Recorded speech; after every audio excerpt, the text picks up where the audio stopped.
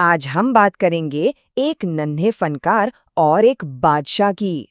बात है 16वीं सदी के भारत की। एक नया आलीशान शाही शहर बस रहा है।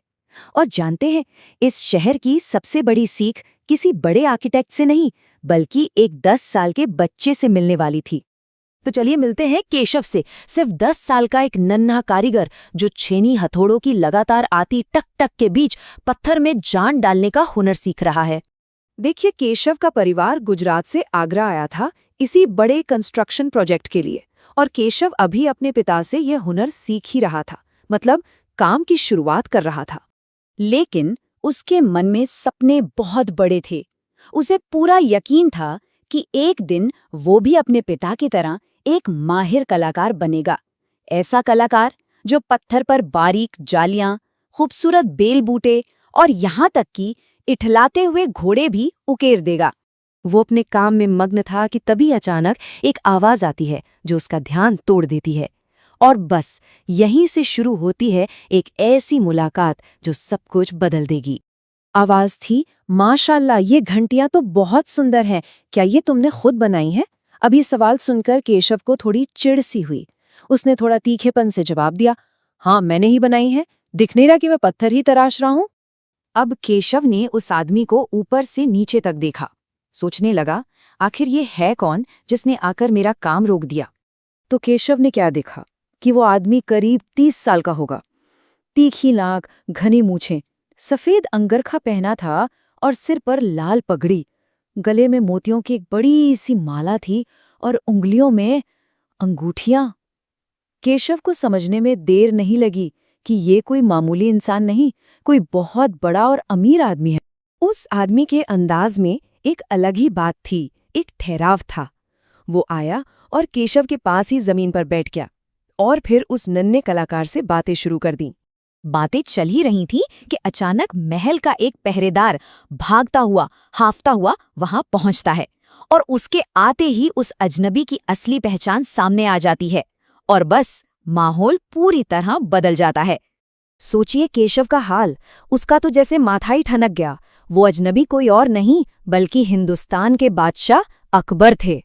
वो तो हैरान था कि वो इतनी देर से खुद बादशाह से इतनी बेतकल्लुफी से बात कर रहा था, लेकिन अकबर ने पहरेदार को जाने का इशारा किया, उन्हें अपनी बातचीत जारी रखनी।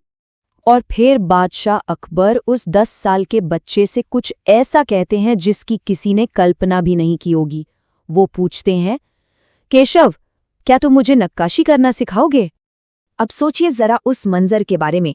यहाँ सब कुछ उलट-पुलट हो गया था। भूमिकाएं पूरी तरह से बदल चुकी थीं।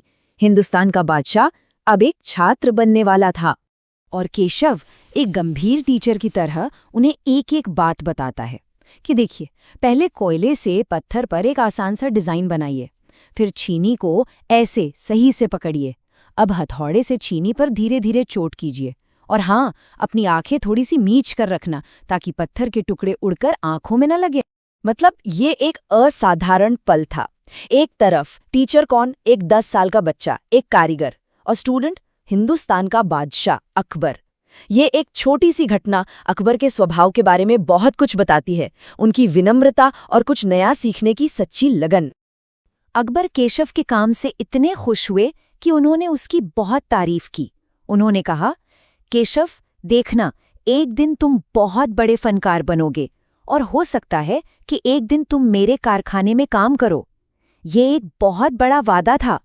तो ये तो हुई एक मुलाकात की कहानी, पर अब सवाल ये उठता है कि ये पूरा शहर बन ही क्यों रहा था? चलिए इस कहानी को अब उस बड़े ऐतिहासिक कारण से जोड़ते हैं। कुछ समय बाद केशव अपने पिता से वही सवाल पूछता है जो शायद सबके मन में था। वो पूछता है, बाबा, आगरा में तो इतनी सुंदर महल है, फिर बादशाह एक और पूरा का पूरा नया शहर क्यों बनवा रहे हैं?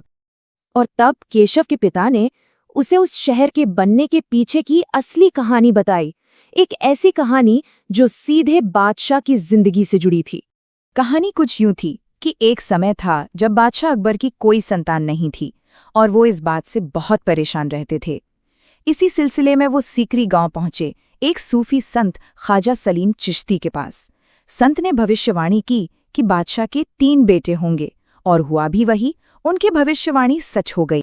और इसी भविष्यवाणी के सच होने की खुशी में और उस संत के सम्मान में बादशाह ने ना सिर्फ ये नया शहर बसाया, बल्कि अपने पहले बेटे का नाम भी उन्हीं के नाम पर सलीम रखा। और इस तरह ये कहानी पूरी होती है। बादशाह का वो बड़ा सपना, वो आलीशान शहर, केशव जैसी न जाने कितने ही कारीगरों के छेनी हथौड़े की हर चोट से जुड़ा हुआ था। उस नए शहर में तराशी गई हर एक डिजाइन, हर एक नक्काशी में असल में इतिहास का यही किस्सा छिपा था। तो आखिर में ये कहानी हमें एक बहुत गहरे सवाल के साथ छोड़ जाती है कि असली बड़प्पन या महानता आखिर है क्या? हुक्म चलाने की ताकत, या फिर कुछ सीखने के लिए झुक जाने की विनम्रता?